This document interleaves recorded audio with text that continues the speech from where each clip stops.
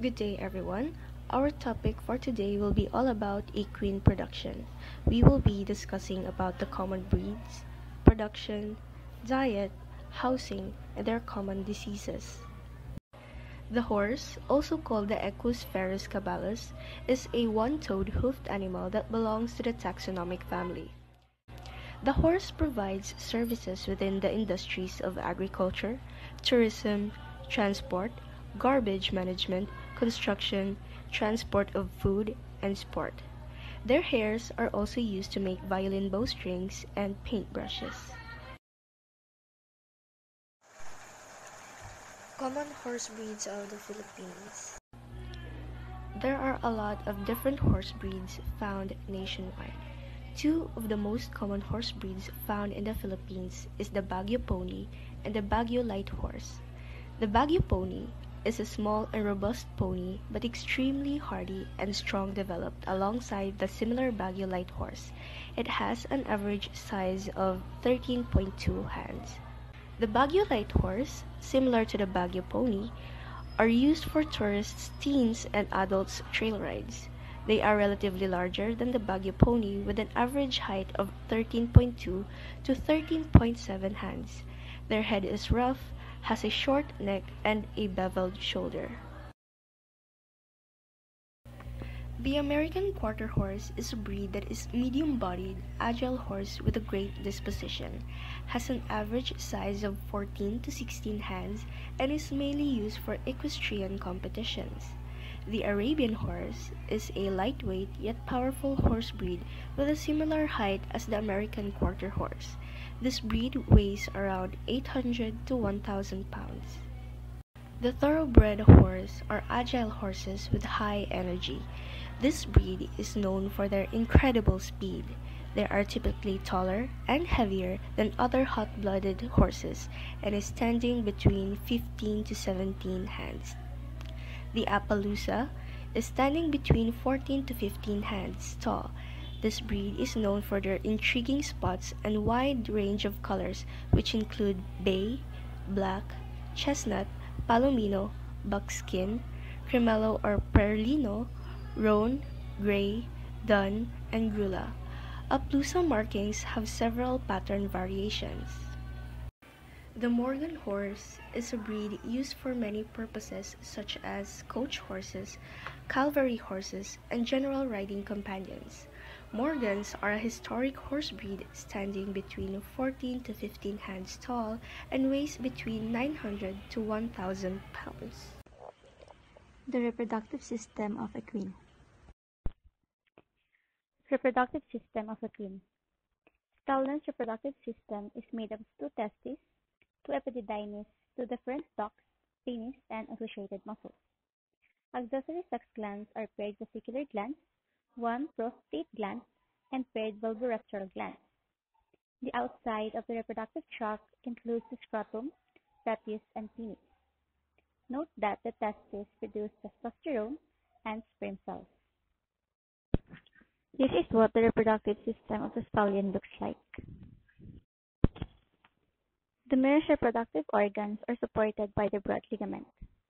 The main organ of the female reproductive system are the ovaries, oviducts, and the uterus. The ovaries are the goners of the female animal, and there are two of them in each mare. Two functions of the ovary are the production of eggs or ova and the production of hormones such as estrogen and progesterone. The ovary of the mare is kidney-shaped with a length of about 2 inches and a width of about 1.5 inches. Here is the picture for the reproductive system of the mare. Stallion are seasonal breeders, and reproduction in the stallion is under hormone control. The hormones directly involved include releasing hormones from the hypothalamus, the FSH, the luteinizing hormone, and testosterone. The process of ejaculation consists three parts. These are the erection, emission, and ejaculation. The erection is stimulated by teasing the stallion, and during this part, the penis lengthens and stiffens through engorgement with blood. Next is the emission. During emission, the semen, which contains spermatozoa and fluid from the ampulla, The fluids from the gastric glands arrive in the pelvic urethra. The ejaculation is the last part of the process of ejaculation, and this is when the semen is expelled through the urethra. This table shows the quantitative data on the stallion semen and spermatozoa. The volume per ejaculate in milliliters is 60 to 100. The sperm per cubic millimeter is 150 to 300 million, and a total of 5.15 billion sperm are ejaculated. The sperm output and the sperm production can be influenced by the season, the testicular size, the age, and the frequency of ejaculation. Care and management of the stallion. The breeding stallion should be fed like a horse at hard weight. An estimate of feed must be fed for a breeding stallion is 1.5 pounds of grain and 1 pound of hay per 100 pounds body weight. If the stallion is worked under saddle, more feed will be required. Regular exercise is important for breeding stallions as it results in increased sexual vigor and fertility. For safety, fences should be strong and tall when stallions are raised loose, and mares should not be in adjoining pastures unless extremely tall fences are used. Let's proceed to the mare reproduction. All reproductive functions in the mare are controlled by hormones produced in the glands of her endocrine system. Hormonal balance controls all phases of reproductive tract stimulation and inhibition. Mare is a seasonally polar estrus species, which means that she comes into estrus several times a year, but does not cycle all year round. Estrus cycles start in mare at puberty, usually between the age of 15 to 24 months, but can be as early as 1 year of age and as late as 4 years of age. The mare has a normal estrus cycle of 21 to 22 days. The estrus phase is the first 5 to 7 days.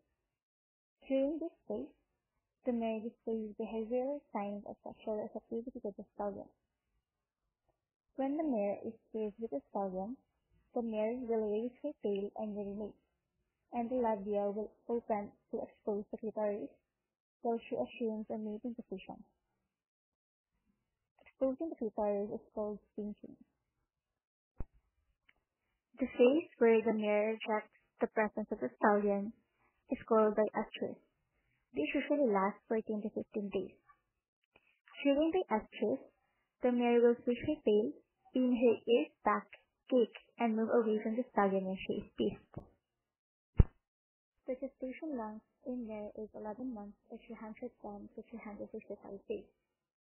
Mare only produces one offspring in every pregnancy, and this is because twin fetuses have a high risk of abortion and can cause dystocia. Sterility of mare. Abortion is the premature termination of pregnancy before 300 days of gestation. Full termination after this time, when a foal may be born alive, is considered stillbirth. Abortion can be caused by both bacteria and viruses, and if a mare aborts, a veterinarian should be consulted. When choosing a mare for breeding, these are the factors that you need to consider: appearance, disposition, pedigree, conformation, hereditary disorders, and performance. Factors that relate to the mare's reproductive potential are age, previous athletic use, breed, general health, status, nutrition, and past breeding records. For the age, from puberty to old age, a mare can conceive and carry a foal to term. This factor is important because a mare that is 2 to 3 years old may have some abnormal cycling patterns. For breed, miniature breeds and the very large calf breeds show a great tendency to reproductive failure. While in status, a maiden mare is one that has never been bred. A barren or open mare is one that was either not bred the previous season or did not conceive in the previous season. Unless she was not bred, this implies failure of conception or failure to maintain pregnancy. A wet mare has foaled during the current breeding season and is nursing the foal. Past breeding records such as the gestation length, complications, cycling patterns from previous years, previous reproductive surgery, previous uterine infections, are all helpful intermediate in reproductive evaluation. In period athletic use or performance, because of the athletic career, reproductive performance may be compromised because of injuries, diseases, or treatment with anabolic steroids. For the general health, previous medical events may influence reproductive potential, while in nutrition, mares in poor condition may not cycle or breed. Improving the nutrition of a mare before breeding can increase the chances of successful mating. Let's proceed to the methods of mating. Pasture mating is a mating process where mares and stallions mate in a total freedom in the pasture without direct human intervention. Advantages include labor reduction. It is convenient to the owner. It catches shy breeding mares and creates an opportunity for a high settling percentage. Advantages include labor reduction. It is convenient to the owner. It catches shy breeding mares and creates an opportunity for a high settling percentage. The disadvantages of pasture mating is reducing the number of mares a stallion can serve and obscures breeding dates. The next method of mating is hand mating. Also known as in-hand breeding or breeding in hand, this is a process of mating that implies both the stallion and mare are handled and restrained in a controlled breeding environment. Hand mating may be done at a tasing pole or over a stall door or any steady fixture that prevents the horses or attendants from injuries. Hand mating must have a veterinarian in attendance. The following pictures are the examples of a sturdy fixture used in hand mating. The first one is the tasing stall, and the second is the breeding stall. The advantages of hand mating is it allows the exact breeding date to be recorded, mares can be examined before and after breeding, less risk to the stallion. The disadvantages are some mares are forcefully bred, it takes time to prepare, and the human intervention. Labor and parturition of mares. The mare's labor is intense and rapid. Usually, it is over within an hour. Because of this rate, an owner does not have time to develop a wait-and-see attitude. There are three stages of labor. First is the stage 1. In stage 1, the uterus begins to contract, the foal moves into position to be born, and the cervix relaxes.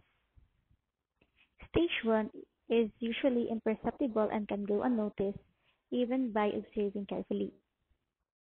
Signs of stage 1 labor can be observed in some mares, and these are restlessness, tail switching, sweating over the neck, chest, and flanks. The mare may urinate and defecate frequently and carry her tail in an elevated position. The mare's respiration and heart rate may be increased and her body temperature may be decreased. This stage may be as short as several minutes or it can last longer than 24 hours.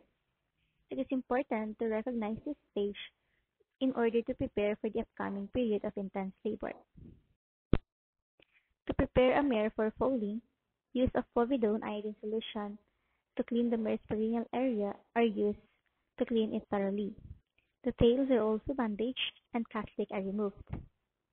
Stage 1 ends when the fetal membranes are pushed through the cervix by the advancing fetus and rupture, releasing amniotic fluid. Stage 2 is the time of intense labor contractions that push the foal through the birth canal. This stage lasts no more than 30 minutes. The foal normally is lying on its stomach, positioned upright in the birth canal with its forefeet slightly displaced, one before the other, and with the muzzle resting on top of the knees. The bottom of the feet should be facing toward the mare's hocks, and the curving of the foal toward the hocks helps move the shoulder and hip through the male's pelvis. This is shown in the picture provided. The mare lies down when stage 2 begins. The feet of the foal should appear within 15 minutes of the appearance of the fetal fluid and membranes. If the feet fail to appear, the attendant should assist the mare and insert a gentle hand into the vulva to find the foal's foot and guide it towards the proper location. Once the foal's shoulder is born, The rest will follow. If the mare has been pushing for 15 minutes and no sign of foal is seen, intervention is needed quickly to save the foal's life. Should the mare require assistance, the attendant must first make sure that the foal's front legs and head are properly positioned. If they are, traction may be used to gently pull the front legs. Stage 2 is complete when the foal has been born. Here are some pictures to show the process of foaling. This is shown on the picture provided. The last stage of labor is stage 3. If the placenta and fetal membranes are expelled, stage 3 is complete. The placenta hangs from the vulva of the mare. The membranes are passed 5 to 45 minutes after labor.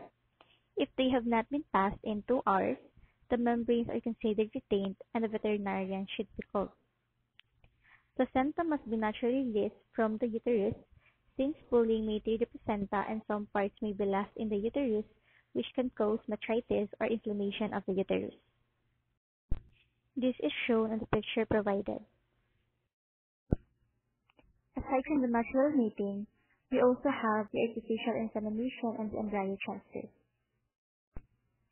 Artificial insemination is the process of collecting semen from a stallion and depositing it onto the mare without conventional breeding. Practice of AI requires identification of the stallion with photographs, blood type, and possibly DNA fingerprinting to avoid errors in identity and pedigree. Advantages of artificial insemination include decreased the risk of injury and infection, it produces better genetics, and that many mares can be bred by the same stallion. The disadvantages of the artificial insemination is it requires well-trained operations and special equipment, and it takes more time than natural services. The next one is the embryo transfer. Embryo transfer is when the embryo is non-surgically removed from the uterus of one mare, transferred and inserted into the uterus of another mare. Embryo transfer is more costly in horses than in cattle and other animal species due to the lack of institutions to cause horses to regularly produce many embryos to transfer per procedure.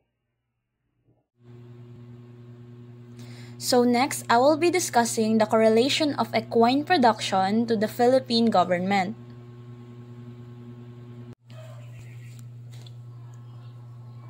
Correlation of equine production to Philippine government. Presidential Decree number 420, creating the Philippine Racing Commission, also known as PhilRacom or Commission sa Karerahan ng Pilipinas. Under the Section 1 of the Presidential Decree 420, Declaration of Policy, it is declared policy to promote and direct the accelerated development and continued growth of horse racing, not only the pursuance of the sports development program, but also in order to ensure the full exploitation of the sport as a source of revenue and employment. Under the Section 3 of the Presidential Decree 420, Aims and Objectives, the Commission shall have the following aims and objectives.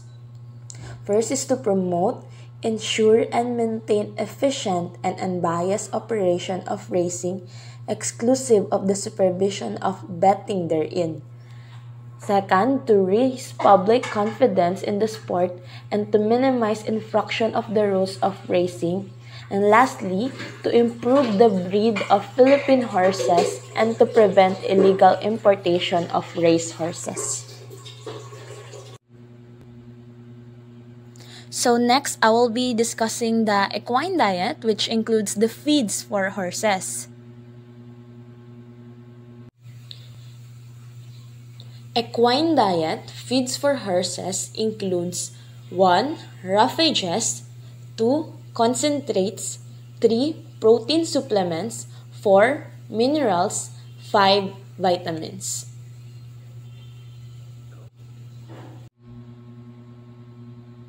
So number 1 will be roughages. So roughages includes hay, silage, and pastures.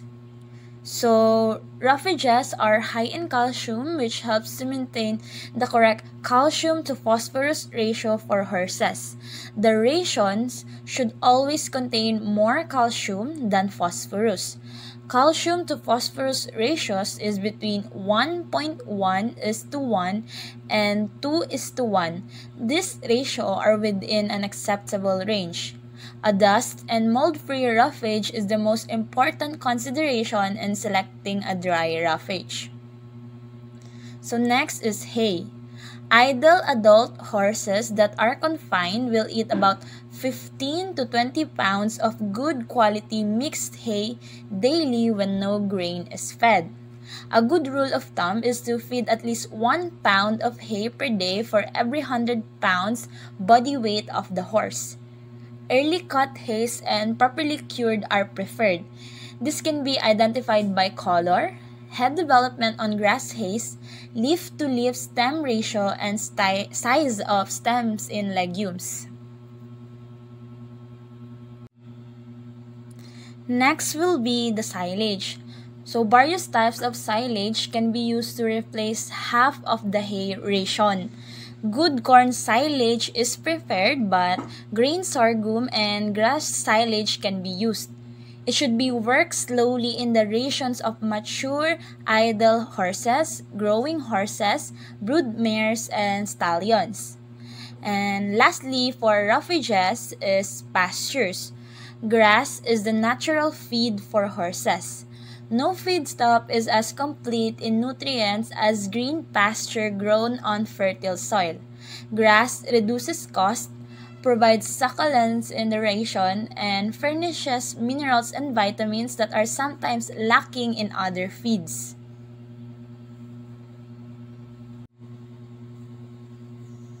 Number 2 is concentrates. Concentrates are high energy feeds. Grains are concentrates used with hay to regulate energy intake and ensure that nutrients are sufficient to meet the work, growth, or reproductive performance required of the animal. Medium-sized, hardworking horses may need as much as 12 pounds or more of grain and an equal amount of hay daily to maintain body weight, whereas idle adult horses may get fat on grass alone. Most grains are improved by grinding or rolling, but none should be ground fine. Grains for horses includes oats, corn, grain sorghum, barley, wheat, wheat bran, and cane molasses. So, first is oats. The bulky nature of oats permits horse owners maximum liberty in their use with minimum danger of digestive disorders. Oats are higher in protein, around 12% crude protein, than most grains, which makes them useful with low-protein grass hays. Next is corn. About 15% less corn would equal a given weight of oats in energy value. For this reason, corn is especially useful for improving the condition of thin horses and maintaining condition of those at hard work. Corn contain a high energy and low fiber, and feeding must be done with care and supervision.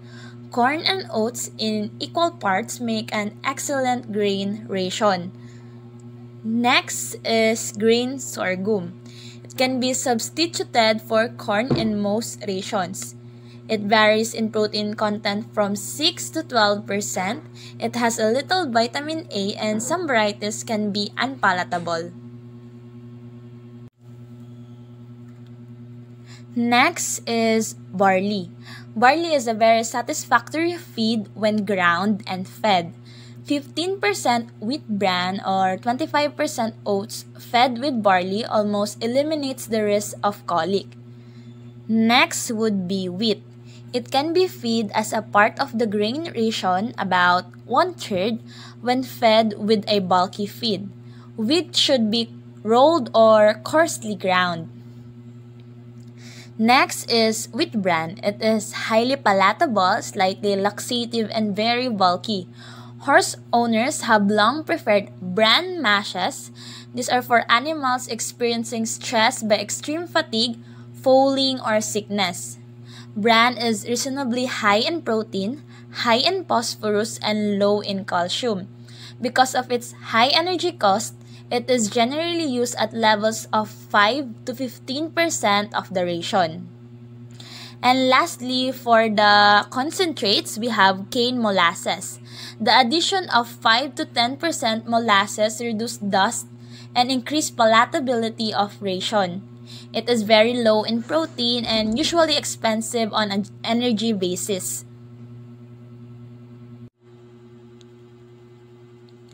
Number 4, minerals. A horse has a natural craving for salt, but has neither an appetite for nor an instinct to seek out sources of calcium or phosphorus.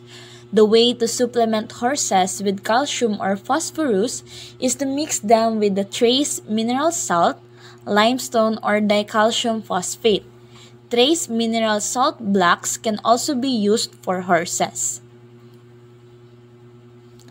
Number 5, vitamins. Most of the vitamins need of the horses are supplied by levels naturally occurring in grains and forages. Grain forages are good sources of vitamin A and E. Vitamin A needs increase during production and growth such that supplementation may be necessary. The B vitamins are thought to be produced in sufficient amounts to supply the needs of most horses. Rations for heavily worked horses might need to be supplemented. Excess intake of fat-soluble vitamins A and D is detrimental since fats and substances soluble in them are poorly excreted from the body.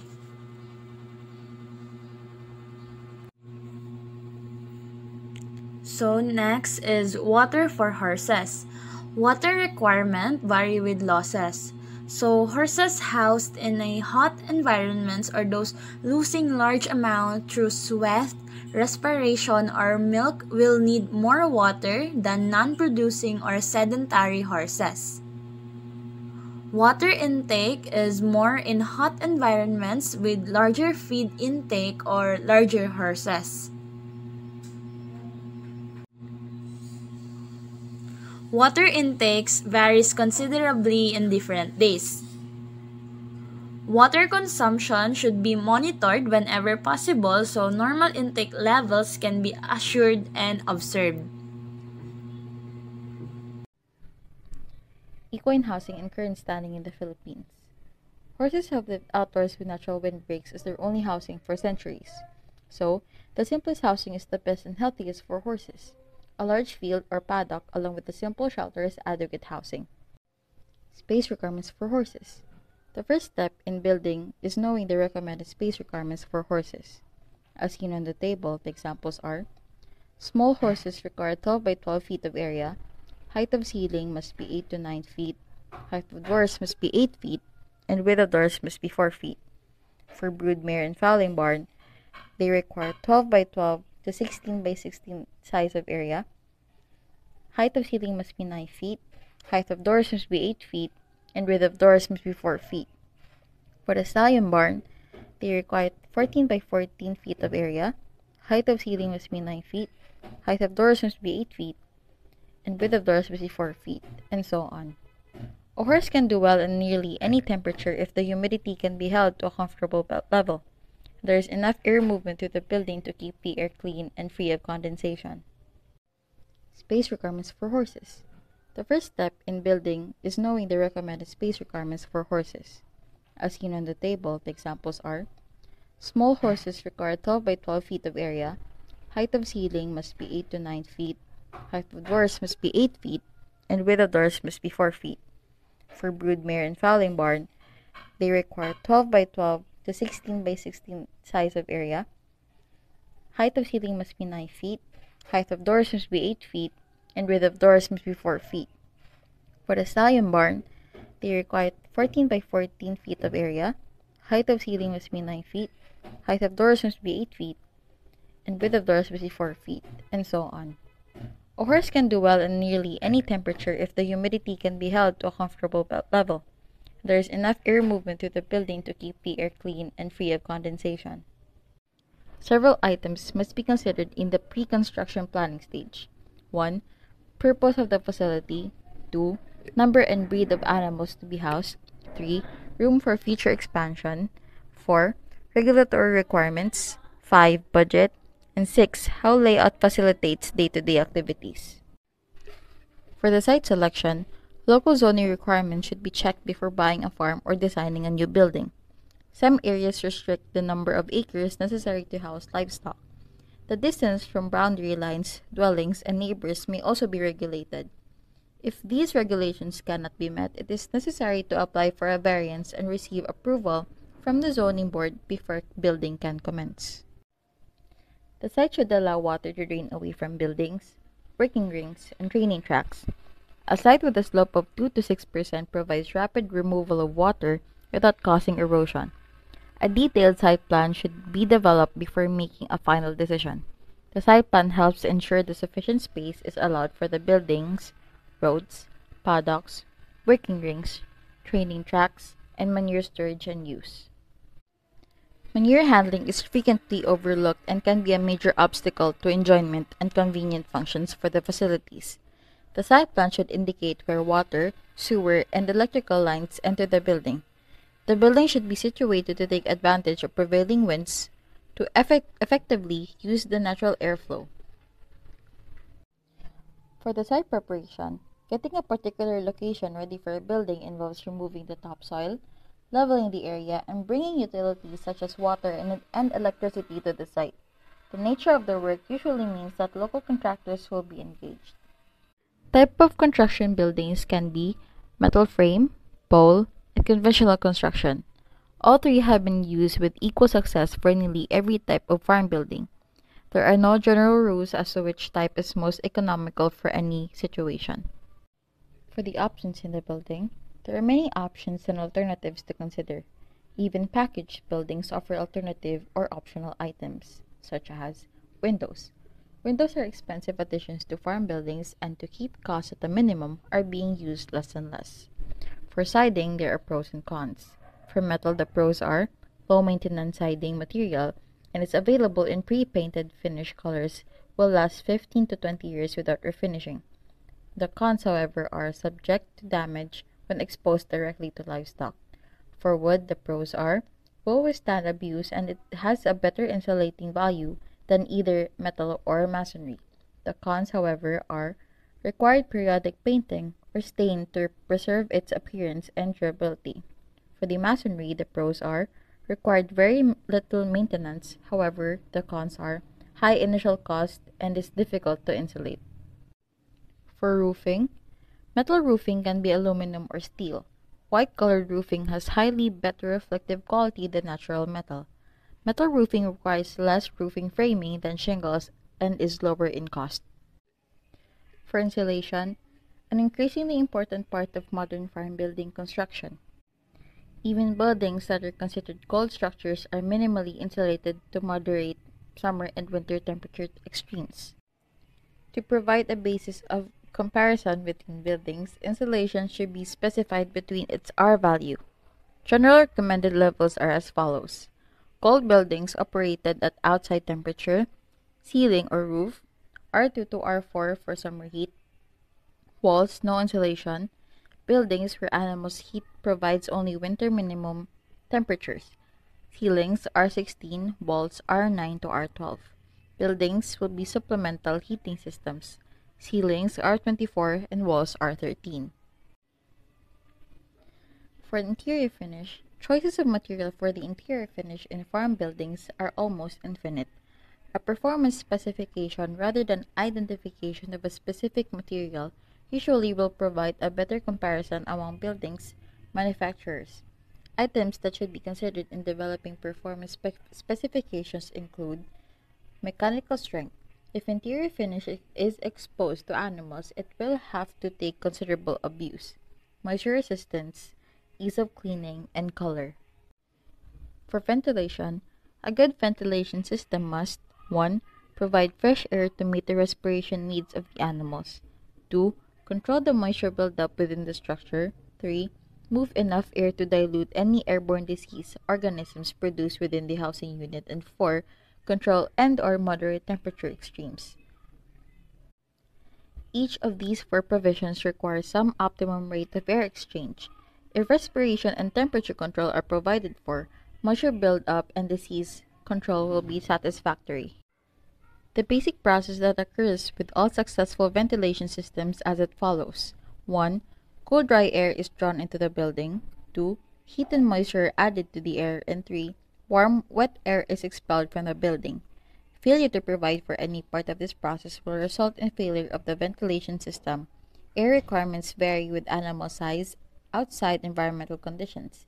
The ideal ventilation system would be infinitely variable. A ventilation system should be designed to provide at least 3 levels of air movement. The lowest or minimum level provides enough air to meet respiration requirements and operates continuously. The second, or intermediate, level of ventilation provides enough additional air movement to control both temperature and moisture during normal winter conditions. The high or maximum ventilation rate is intended to provide some degree of temperature control during summer months. Natural ventilation is the most common and cost-effective ventilation system for horses. For heating, the heating system should be designed to maintain a specified interior temperature when the outside temperature fails. The interior temperature desired will depend on the building's use. An automatic temperature control system should be specified. For the electrical system, it provides lighting, general outlets, and outlets for special equipment. Adequate lighting can have a positive influence on workers' attitude, plays a major role in safety, and enhances the management level by increasing people's ability to see potential problems. 2 types of electrical fixtures are common in the stable area: incandescent bulbs and fluorescent bulbs. For the floor, a 4-inch thick concrete floor is sufficient for most farm buildings. Reinforcing is not necessary if floors are placed over a well-drained compact fill material. Floors should be thickened to 8 inches for a distance of 2 feet in from doors where equipment will be entering the building. A zigzag mixed concrete made with air entraining cement should be used, and the floor should slope 1/8 of an inch to 1/4 of an inch per foot to floor drains. Stall floors for horses must be made of durable material, not slippery, absorbent, easy to clean, resistant to pawning. For special additions, almost every building will be modified to provide some special feature for the farm it is located on. Some of the more common additions are the bathroom, office, handling facilities, feed storage, tack room, and special equipment space. And lastly, insurability. Farm buildings are becoming extremely complex structures and usually represent a considerable investment that must be protected with insurance. Owners need to make sure the structure will be eligible for appropriate coverage. Common equine diseases. Equine influenza. This highly contagious viral disease appears suddenly, is costly to treat, and can leave your horse in a weakened condition. Equine influenza cannot be passed to or from horse and human. Symptoms include fever, coughing, nasal discharge, and loss of appetite. Infected horses must be kept at complete rest to avoid complications from secondary bacterial infections such as pneumonia. The virus mutates into new strains over time, and several distinct strains are now circulating in the US. All horses should receive a vaccine containing the most current influenza strains available in order to prevent it. Rhinopneumonitis, or equine herpes virus, EHV. The disease is characterized by respiratory infections, paralysis, abortions, and occasionally death in young horses. EHV is highly contagious, spreading through aerosolized secretions, contact with infected horses, and contaminated feed and water utensils. Equine encephalomyelitis, or sleeping sickness. This sickness is transmitted by mosquitoes. Equine encephalomyelitis is an often fatal disease that attacks the brain and central nervous system. Stricken horses may lose their appetite, display excitable or compulsive behavior, and walk blindly into objects. Surviving horses may suffer permanent damage. Equine infectious anemia virus, EIA. Equine infectious anemia is a potentially fatal viral disease. there's no cure or effective treatment for EIA. Most infected horses show no symptoms but remain contagious for life, endangering the health of other horses. EIA is transmitted by blood or by passage across the placenta in the pregnant mare directly to the foal. Blood transmission can occur via blood-sucking insects such as horseflies, deer flies, and mosquitoes. Symptoms may include one or more of the following: fever, depression, decreased appetite, fatigue, reduced stamina or weakness, and rapid weight loss. The Coggins test is the only way to accurately determine whether a horse is infected. All positive cases must be filed with the state veterinarians and the Federal Animal and Plant Health Inspection Service. If your horse tests positive for EIA, your options are extremely limited. West Nile virus. West Nile virus is a virus that is transmitted principally by various species of mosquitoes that can cause inflammation of the brain and spinal cord. WNV circulates in nature between birds and mosquitoes. Mosquitoes are unable to transmit the virus from horses to horse or from horse to humans. While the clinical signs of WNV can vary in range and severity, the most frequently observed include incoordination, especially of the hind limbs, depression or heightened sensitivity to external stimuli, stumbling, toe dragging, leaning to one side, and in severe cases, paralysis of the hindquarters, recumbency, coma, and death. Other clinical signs that may be noted include fever, generalized weakness, impaired vision, inability to swallow, and aimless wandering. Streptococcus equi, strangles. Strangles is a contagious bacterial disease seen most often in young horses. Clinical signs include fever, nasal discharge, cough, loss of appetite, trouble swallowing, and swollen lymph nodes in the head. Enlarged inner lymph nodes may impair breathing or even asphyxiate the horse.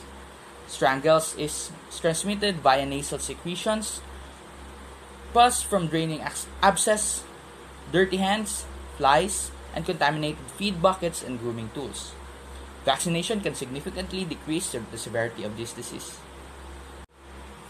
Tetanus, lockjaw. Tetanus is caused by Clostridium tetani bacteria entering wounds from barbed wire, dropped nails, or even surgical procedures such as castrations.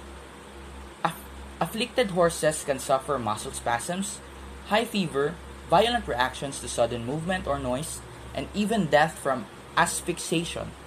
Vaccination is the best prevention. Equine rabies.